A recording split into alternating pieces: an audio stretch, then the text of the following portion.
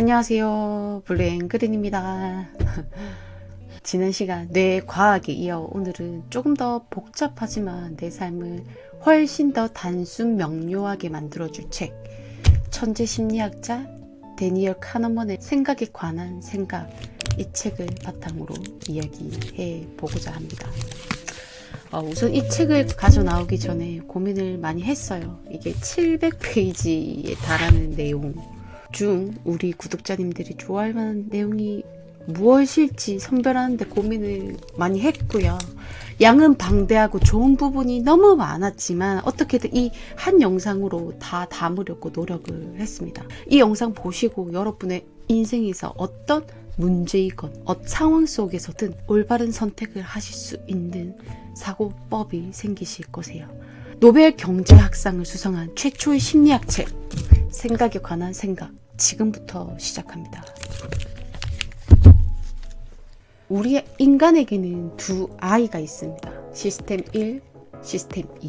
시스템 1은 우리의 노력이 전혀 필요하지 않은 빠르고 직관적으로 움직이는 아이입니다. 즉, 자동 반응을 보이는 영역으로 감정과 본능을 담당합니다. 가령 상대방의 목소리에서 적대감을 감지하는 것이죠. 반면 시스템 2는 느리고 논리적이며 집중력을 요구합니다. 분석, 계획, 그리고 자기 통제를 담당합니다. 예를 들면 복잡한 문제 해결, 세금 신고를 계산합니다. 여러분은 시스템 1을 많이 사용하고 계신가요? 시스템 2를 많이 사용하고 계신가요? 우리는 일상에서 시스템 1을 주로 사용하지만 중요한 선택은 시스템 2의 도움을 받아야 합니다. 우리는 이 두 아이를 적절히 잘 다뤄서 우리가 원하는 방향으로 끌고 갈 겁니다. 그러기 위해서는 이 아이들이 어떤 상황에서 어떻게 작용하는지 이해가 필요합니다. 지금부터 한번 알아보시죠. 1. 편향. 독일 학생들 대상의 설문조사에는 다음 두 가지 질문이 들어있었다. 1. 요즘 얼마나 행복한가? 2. 지난달 데이트를 몇 번 했는가? 실험 진행자는 두 가지 대답의 상관관계에 관심이 있었어요. 데이트를 여러 번 했다고 말한 학생은 그렇지 않은 학생보다 더 행복하다고 말했을까? 놀랍게도 그렇지 않았다. 두 대답의 상관관계는 거의 제로였다.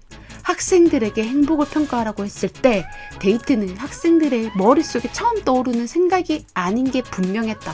이번에는 다른 학생들에게 똑같은 질문을 순서만 바꿔서 제시했다. 1. 지난달 데이트를 몇 번 했는가? 2. 요즘 얼마나 행복한가? 그러자 결과는 완전히 딴판이었다. 이 순서로 묻자 데이트 횟수와 행복하다고 말하는 것의 상관관계가 심리학 측정에서 나올 수 있는 최고치로 나타났다. 대체 어찌된 일인가? 답은 뻔하다. 바꿔치기다. 데이트는 이 학생들의 삶의 중심이 아닌 게 분명했다. 하지만 애정 문제를 생각하게 하는 질문을 받자 감정 반응을 일으킨 게 분명했다. 데이트를 많이 한 학생은 삶에서 행복한 부분을 회상한 반면 데이트를 하지 않은 학생은 외로움과 퇴짜 맞은 순간을 회상했다. 데이트 질문이 상기시킨 감정은 행복에 관한 질문이 이어질 때까지 계속 남아 있었다. 우리 시스템 1은 질문 순서에 따라 감정적으로 반응하며 삶 전체를 특정 경험으로 대체하는 주목 착각을 일으킵니다. 이 얼마나 어처구니 없는 편향입니까, 여러분? 우리 시스템 1이 작동하는 걸 보면 그렇게 똑똑하지는 않은 것 같습니다. 두 번째, 자아 고갈. 우리 인간은 머릿속이 바쁘면 이기적인 선택을 하고 좋지 않은 언어를 쓰고 사회적으로 겉으로 드러나 보이는 현상에만 관심을 가지게 됩니다.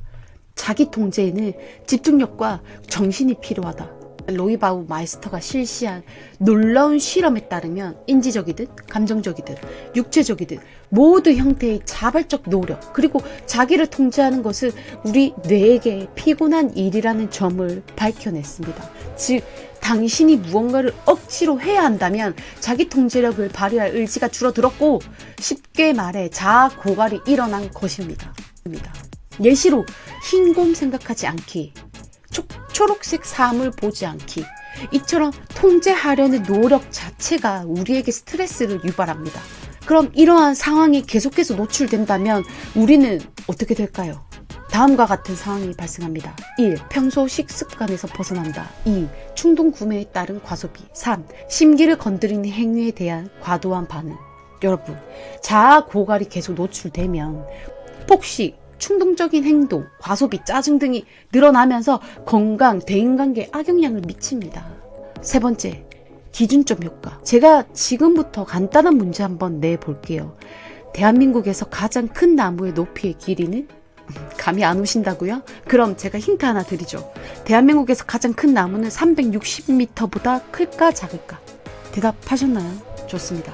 이 실험에서 360m 기준점이라는 질문을 받은 여러분과 같은 A 집단이 있고요. 가장 큰 나무는 55m보다 클까 작을까라는 55m의 기준점이라는 질문을 받은 B 집단이 있었습니다. 이 실험에서 360m라는 기준점이라는 질문을 받은 A 집단과 다소 낮은 55m의 기준점의 질문을 받은 B 집단은 과연 어떤 대답들을 했을까요? 그들의 대답은 무려 171m나 차이가 났습니다. 기준점만 다르게 질문을 했는데 말이죠. 사실 이 질문은 기부금에서도 미술품 경매에서도 알게 모르게 아직도 사용되고 있는 심리학입니다. 예를 들어 여러분이 냉장고를 사러 매장에 들어가면 세일즈맨은 우리에게 가장 좋은 신제품을 보여줍니다. 가격은 500만 원이네요. 그리고 제일 구형 모델을 보여주고요. 가격은 119만 원 정도 하네요. 그리고 마지막으로 중간 모델을 보여줍니다. 300만 원입니다. 그럼 우리는 대부분 중간 모델을 살 수밖에 없는 거죠. 우리는 의도적으로 던져진 기준점에 이렇게 쉽게 영향을 받습니다. 그럼 여러분, 우리 조금만 더 생각해 보자고요. 만약 어려운 사람을 도와주고 싶은 마음이 네이버 광고에서 영향받은 것이라면 나는 과연 자유로운 인간이라 할 수 있을까요? 과연 우리가 하는 생각은 어디서부터가 내 생각일까요? 이 모든 것이 내가 보고 듣는 것에서 시작됩니다. 저는 제가 듣고 보는 것들을 매우 의식적으로 통제하고 있는 것 같습니다. 그래서 사람들이 세상 돌아가는 거 알아야 한다고 하지만 저는 거의 뉴스도 보지 않고 누군가가 남의 험담을 한다면 반응을 거의 하지 않거나 화제를 돌리는 식입니다. 우리는 이토록 자유로운 인간이 되는 것이 어렵습니다. 그리스인 조르바에서 조르바가 이렇게 이야기하거든요. 여자들은 자유를 싫어한다고. 저는 이 말을 한참 동안이나 생각했죠. 왜 여자들이 자유를 싫어한다고 생각하지? 그런데 그 시절 여자들은 그랬더라고요. 가만히 생각해보니 저도 그랬던 시절이 있었더라고요. 고등학교 졸업식, 그리고 대학교 졸업식. 이제는 어른이라는 자유, 이제는 당당하게 술집에 들어가서 맥주를 마실 수 있는 자유를 가졌지만 동시에 나의 미래에 대한 책임도 나에게 있었죠. 내가 뭘 하든 나에 대한 책임. 그 당시 저는 이러한 책임감이 너무 무겁고 두려워, 오히려 자유가 싫었습니다. 다시 학교로 돌아가고 싶었죠. 지금은 이러한 자유에 얼마나 많은 책임이 내포되어 있는지 잘 알기에, 그래서 자유가 얼마나 소중하고 위대한 것인지 알게 되었습니다. 우리 머릿속에 있는 세상은 현실의 정확한 복사판이 아닙니다. 우리가 어떤 사건을, 우리 눈에 보이는 메시지가 얼마나 내 감정을 자극하느냐에 따라 왜곡됩니다. 그래서 우리는 어떤 상황을 마주했을 때 그것을 이해하는 시각이 달라졌는지를 봐야지 단지 새로운 사실을 알았는지를 봐서는 안 됩니다. 이것 자체가 인간으로 살면서 굉장히 어려운 일이니 말입니다. 그러니 남들 생각은 정말로 하나도 중요하지 않아요. 여러분, 그 생각들은요, 전부 우리 도파민을 위해 만들어진 이야기들이에요. 이것들에 눈길 주지 말고 마음 주지 마세요. 그러니 사람들의 생각은 정말로 하나도 중요하지 않습니다. 저자는 이야기합니다. 시스템 1에 좌우되는 사람은 정신을 바짝 차리고 사는 사람보다 흘러가는 대로 생각하면서 살 가능성이 높다. 뉴스에서 비행기 추락 사고를 접한 후 사람들은 이제 기차와 차를 고집한다. 어리석은 일이다. 사고 발생 위험은 변한 게 없다. 다만 그들이 회상 용이성 편향에 빠졌을 뿐이다. 라고요. 시스템 2를 사용해야 하는 행위는 자기 통제가 필요하고 자기 통제는 힘들고 귀찮다. 하지만 우리가 원하는 삶은 시스템 2에 의해 결정되는 경우가 많다. 그러니 다음 문장을 가슴 깊이 새기길 바란다. 지금 자네에게 지시하는 건 시스템 1이야. 속도를 늦추고 시스템 2에게 맡기라고. 어떤 결정을 할 때 모든 문제에서 이 문장을 되새기길 바랍니다. 시스템 2에게 맡기라고. 그러면 여러분은 이런 질문을 할지도 모르겠습니다. 그럼 도대체 시스템 1은 왜 필요하냐고요? 하지만 살면서 우리 직관도 힘을 발휘할 때가 많습니다. 느낌이 좋지 않은 사람, 위험이 감지되는 목소리, 상황, 목숨이 위태한 상황에서는 느린 시스템 2보다 직관적인 시스템 1에 따라 피하거나 도망가거나 도움 청하거나 등 행동하게 됩니다. 옛날에야 시스템 1이 더 중요했을 겁니다. 하지만 우리는 문명 생활을 하면서 이런 극단적인 상황을 제외하고는 시스템 2와 더 친해져야 해요. 기준점, 효과, 비회기 예측, 어림짐작 편향, 과신 등 시스템 1의 특징은 이런 편향과 인지 착각을 유발한다. 편향을 어떻게 대해야 할까? 어떻게 하면 우리 스스로 우리가 따르는 존재의 제도의 힘으로 판단과 결정에 도움을 받을 수 있을까? 결론부터 말하자면 상당한 노력을 기울이지 않는 한 거의 불가능하다. 시스템 1의 오류를 막는 법은 원칙적으로 간단하다. 속도를 늦추고 시스템 2의 강화를 요청하라. 여러분, 좋은 습관 만들기 참 어렵잖아요. 이게 다 이런 원리입니다. 우리 뇌가 시스템 1과 시스템 2로 작동을 하기 때문이에요. 시스템 1은 변하는 걸 싫어합니다. 반면 시스템 2는 변해야 한다고 우리를 장려하죠. 이렇게 시스템 1, 시스템 2를 잘 다루는 사람은 좋은 습관을 계속해서 유지할 수 있습니다. 정확히 말하면 시스템 2가 좋은 사람은 대체로 시스템 1도 좋습니다. 그러니 생각을 하세요. 훈련을 하세요. 내가 생각하는 것, 내가 느끼는 느낌, 내가 받아들이는 정보를 취사 선택을 잘 하십시오. 말 그대로 잘요.